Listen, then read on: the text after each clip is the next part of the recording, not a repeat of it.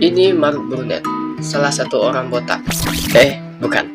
Salah satu artis profesional dan teacher artis yang ada di YouTube dengan pengalaman menggambar lebih dari 30 tahun. Yang karya-karyanya nih bisa kalian nilai sendiri. Bagus-bagus dan enak banget dilihat kan? Jadi hari ini aku mau pantengin video-video tutorialnya buat belajar ulang menggambar dari awal sampai selesai. Nah, tapi sebelum aku maraton tutorialnya, aku mau gambar dulu dengan skill dan teknik yang aku biasanya pakai. Buat compare aja, aku bakal gambar Okarun. Ya itulah pokoknya. Idenya dia bakal pose ninting gitu, ninting cahaya ledakan gitulah. Yang dimana ledakannya itu POV kita. Nah, gitulah. Dan ini hasilnya. Oke, aku ngerti. Sebelum kalian komen gambar ini, biarin dulu aku ngomong. Aku gambar apa ini, woi?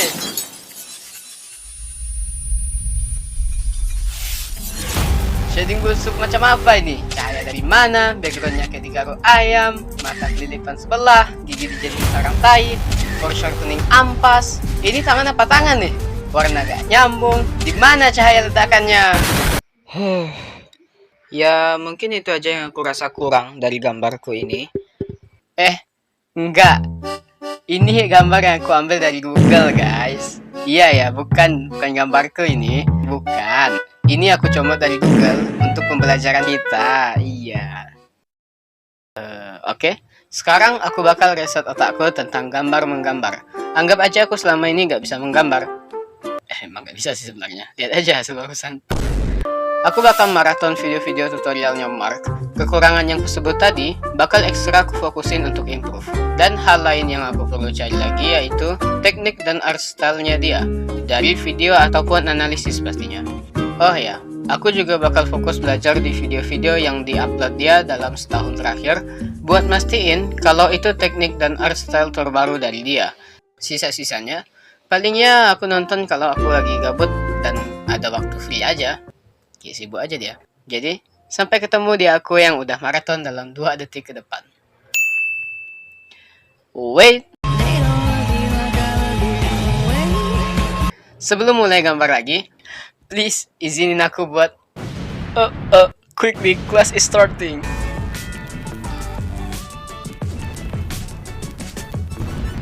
Shh. Alright class, in session, pay attention. Seru banget kocak.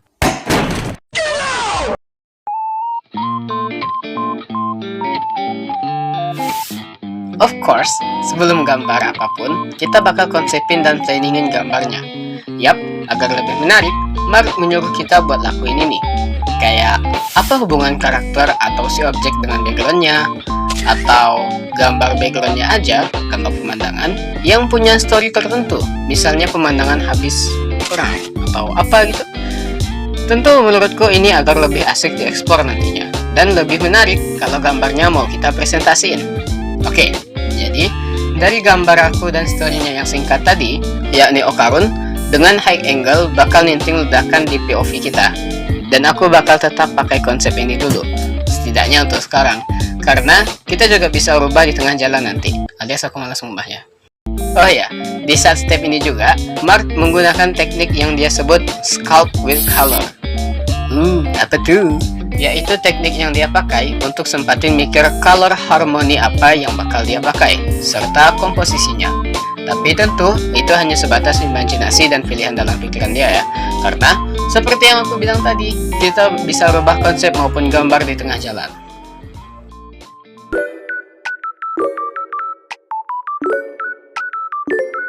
Ini step yang paling penting menurut Mark. Setidaknya semuanya penting menurutku. Di sini, dia biasanya pakai sketsa kasar buat nentuin komposisi atau sebagian besar aspek desain dalam gambarnya yang mau dia pakai di gambar ini secara bersamaan. Dan sebagai awalan dalam menggambar, Mark saranin kita bisa cuma pakai basic shape di sini. Kayak oval untuk dada dan sekitaran rusuk, atau bulat untuk kepala dan keluarga pergelangan, tabung atau silinder buat kaki dan tangan, dan bentuk yang lain-lain untuk mempermudah buat pose apapun, yang bakal ngebantu kita banget buat line art nantinya, yang stepnya itu bisa buat kalian bilang Di sini ada sedikit trik yang aku pakai buat sketsa gambar kali ini, yaitu untuk anatomi yang presisi dalam pose yang susah, kayak salah satunya foreshortening ini. Mark menyuruh kita buat masukin bentuk dasar karakter ke dalam kotak yang udah kita beri tanda X pada kotaknya, untuk nanda di mana titik tengah pada bentuk dasar karakter tersebut. Dan setelah itu kita tinggal cek aja di pose yang sulit ini, apakah titik tengahnya udah sesuai. Kalau pose sulit itu berubah kembali menjadi pose normal. Di sini ada tips improve bagus dari Mark yang suka dia pakai saat improve skillnya, yakni skill tanpa referensi. Skill yang paling berfungsi banget untuk seumur hidup kalian dalam menggambar. Gimana tuh Bang? Caranya? Siapkan referensi yang mau kalian pelajari. Lihat referensi yang udah disiapkan itu, lalu tutup mata kalian buat ingat referensinya dengan detail sebisa mungkin. Lalu setelah itu, kalian gambar apa yang kalian ingat dan bandingin dengan referensi aslinya. Nah, kalian cari tuh kekurangannya apa. Lalu, ulangi lagi gambarnya, tapi dari kanvas kosong. Ulangi begitu terus sampai gambarnya cukup tergambarkan jelas di pikiran kita. Kita nggak perlu nebak-nebak untuk latihan yang ini. Kita hanya pure full menyalin referensi secara keseluruhan.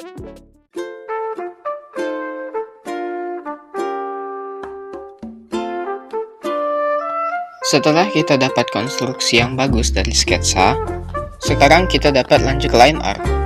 Dari bentuk ini ke bentuk yang lebih ini. Mark saranin kita untuk pakai referensi aja. Tapi sayangnya aku sendiri gak dapat pakai cheat ini sepenuhnya, karena aku gak dapat referensi pose yang mau aku pakai. Ini aja yang aku dapetin dari Google seadanya.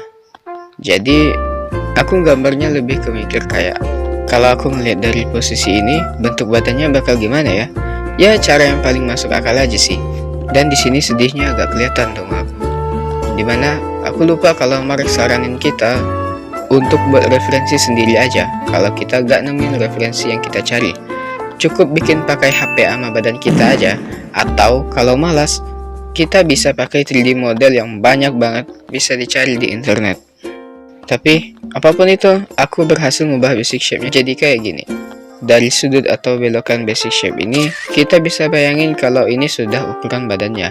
Dan kita tinggal ikutin aja buat lekukan pakaiannya. Dan kalau kalian pakai line artnya buat hasil gambar yang kayak gini, kalian bisa buat layer baru untuk rapiin lagi line artnya. Dan juga tebalin garisnya di daerah yang mendekat ke POV pemirsa untuk efek foreshortening. Tapi karena di art style-nya dia line artnya cuman buat garis pandu doang, jadi ini aku pakai line artnya kasar aja, persis kayak yang dia buat. Di sini juga aku mengalami kesalahan konstruksi, yang dimana kepala dari referensinya itu aku ubah jadi basic shape untuk aku tiru. Dan jujur aja, aku nggak dapat ini dari videonya Mark. Tapi kalau aku nggak salah ingat, di salah satu video dia yang banyak ini, dia pernah nyinggung masalah tiru basic shape. Jadi fair enough lah ya, wajar lah. Karena manusia itu tempatnya salah dan lupa, wajarlah manusia, bukan nabi boy.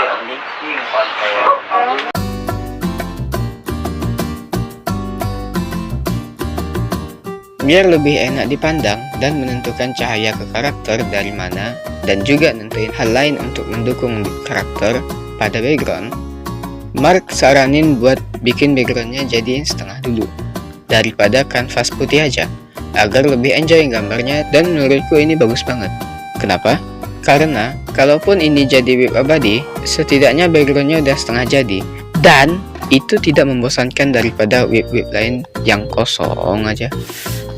Dan lagi pun ya, kalau background itu tuh udah setengah jadi, jiwa mau lanjutin gambar tuh naik gitu ya, kira-kira sekitaran 1%. Tapi kan itu bisa membantu whip-whip kita yang abadi itu jadi menipis populasinya kan? Iya kan? Di sini kita pakai soft brush buat kasih tanda aja kemana arah cahaya sama bayangannya. Dan jujur aja di sini aku belum tahu mau kemana. Jadi aku lukis asal-asal aja buat ngasih tekstur aja. Dan nandain kalau itu tanah, gitu aja sih. Tujuan line background di sini, terlepas dari dia udah setengah jadi kah atau belum kah, yaitu untuk menonjolkan objek utama gambar kita. yaitu si karakter. Yang berarti aturannya kita gak boleh pakai warna yang mencolok atau warna yang tinggi kontrasnya dari si objek, karena itu bisa mengubah perhatian mata pemirsa ke background dulu baru ke objek. Jadi harus disesuaikan lah emang. Dan karena aku milih warna shade ini, jadi aku ada sedikit challenge tambahan buat masalah warna ini, karena warnanya satu ton ya, dan membosankan. Sebelum memasuki ke pewarnaan, aku mau bagiin dulu pengetahuan dasar warna-warna yang aku dapat dari salah 1, 2, atau 3 videonya Mark. Yang pertama, ini color wheel atau roda warna. Ini sedikit warna dari banyaknya warna yang bisa kita pakai untuk menggambar, yang bernama hue. Hue kan lewat laut. Ada juga value untuk gelap terang atau putih ke hitam. Dan ada saturasi untuk warna ke putih atau warna ke warna yang lebih terang. Itu cukup diketahui aja sih, karena bakal kepake lah. Aku juga bingung jelasinnya gimana, tapi kalau kalian udah tahu, kalian pasti ngerti kenapa ini berfungsi. Yang kedua, seperti yang kita tahu, dari merah ke kuning itu warna hangat, warna ungu ke hijau itu warna dingin. Tapi temperatur warna sayangnya tidak sesimpel itu untuk terbatas pada color wheel aja, karena temperatur itu relatif pada sekitarnya. Contoh, Mark mengilustrasikannya kayak gini. If we look at this example, that's blue, right? That's a cool color. Correct. And over here, we also have blue, another cool color. But bring them together though, and suddenly this one feels comparatively much warmer than this one, right? Like if we were to guess their actual temperatures, like in Celsius or Fahrenheit, most people would probably instinctively pick this one as the warmest looking, right?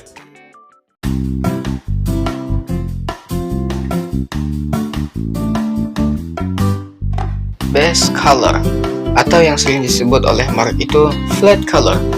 Di sini aku mau singgung memahat dengan warna atau sculpt with color yang aku bilang di planning tadi, yakni proses dimana dia pakai soft brush buat melukis warnanya ngikutin garis line art jadi garis pandu atau pembatas pada setiap bentuk karakternya. Dan seperti yang kalian lihat, aku hanya ngelukis warna dasarnya aja, belum masuk ke bagian detail. Jadi kita gambarnya dari jarak zoom out gini, hanya buat warna ini cocok gak nih? Buat nentuin bayangan sama cahayanya juga secara kasar, untuk nunjukin yang mana gelap yang mana terang, dan buat pilih warnanya agar titik fokus pemirsa ke mukanya. Karena aku pilih muka sebagai titik fokus gambar kali ini, jadi yang ini kayaknya sesuaiin aja ke gambar kalian masing-masing. Dan karena aku serjempol, jadi bentuknya kayak gini ya.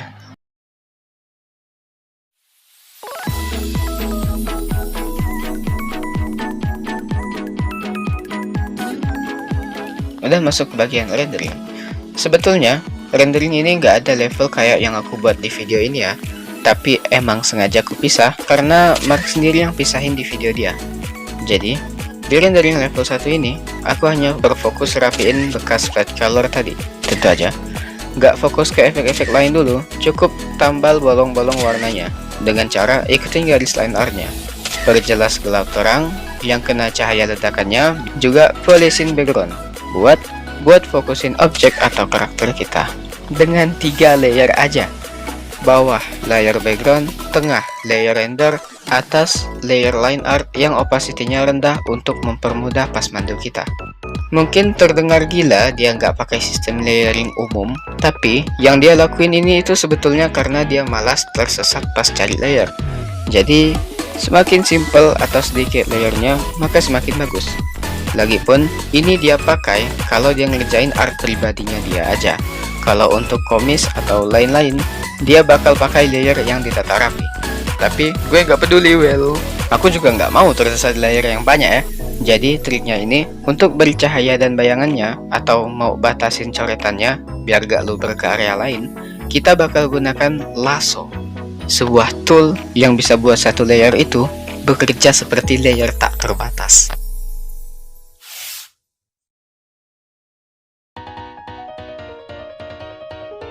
Setelah aku rasa cukup rapi, sekarang kita pindah ke level 2 yang membosankan. kita benar-benar ngewarnain aja di sini. Enggak juga sih. Di sini kita bisa mulai tambahin efek untuk materialnya dan ningkatin kualitas detail-detail biar lebih detail. Kayak kalau level 1 itu 480p, kita bakal ningkatin dia jadi 720 di sini. Yap, sebetulnya di step ini kita chill guy yang fokus ngelukis aja. Tapi lagi nih. Di kasus gambar kali ini, aku kerepotan dikit. Dimana saat aku di tengah jalan detailing, aku ngerasa warna kuning ini gak cocok untuk refleksi cahaya ledakannya. Oke lah untuk di pakaian, karena warna aslinya hitam. Jadi ubah warna kuningnya tinggal ditimpa sama warna baru. Tapi masalahnya di sini ada di warna kulit, karena nggak bisa asal timpa aja. Dan aku mikir, lanjut aja dulu, selesain semuanya, pisahin jadi layar sendiri, tinggal timpa pakai layer warna yang baru. Easy. Sayangnya skenario ini nggak semulus itu. Setidaknya ditimpa layer warna yang baru. Yap, warnanya nggak mau berubah gitu aja. Di sini aku udah capek banget. Hei, udah dirapiin malah bertingkah, no. Tapi aku nggak mau nyerah begitu aja. Aku putar otak berkali-kali. Aku ulang cara berkali-kali. Sampai 2 hari kemudian,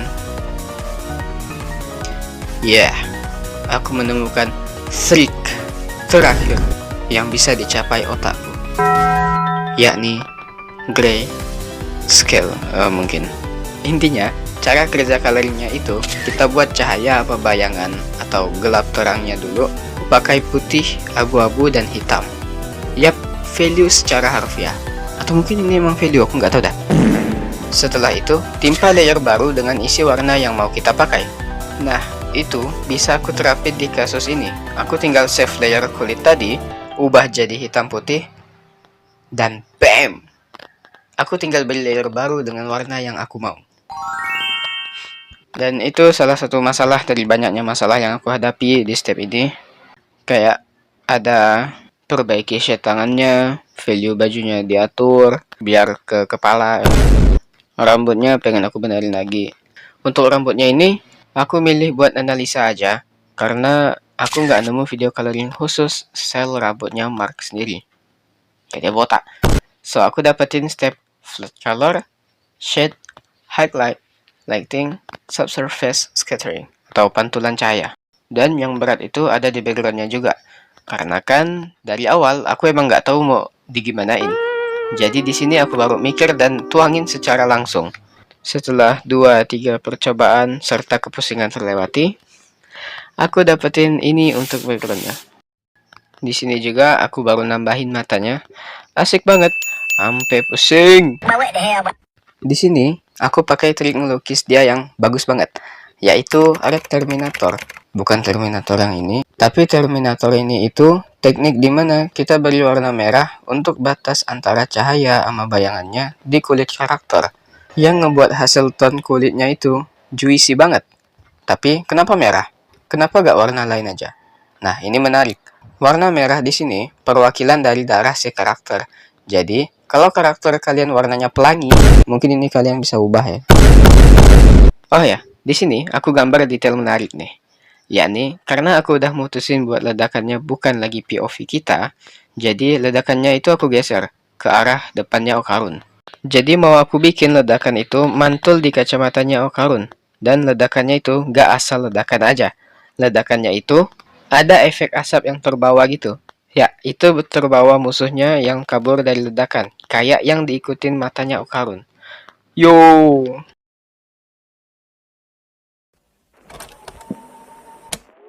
Di step ini nggak banyak yang dilakuin, paling ya nambah-nambah efek-efek, debu-debu contohnya.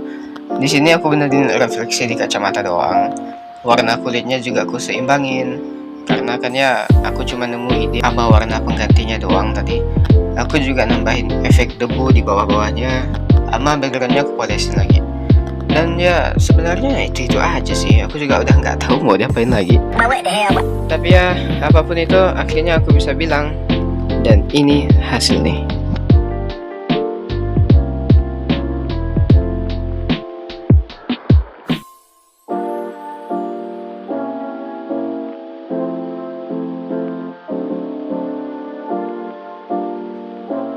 Dan segitu aja, makasih udah nonton sampai saat ini. Aku udah capek banget, aku mau rencanain video ini upload sebelum Natal. Malah Natal aku begadang ngerjainnya ya. Dan itu aja sih, ini minggu yang berat. Aku isi suara langsung timpa ngedit, dan sambil PKL juga aku seimbangin banget waktunya. Aku mau tidur habis ini. Aku deskripsinya juga belum aku selesain. Semoga aja ke-upload pas aku ketiduran atau itu aja pokoknya. Bye bye.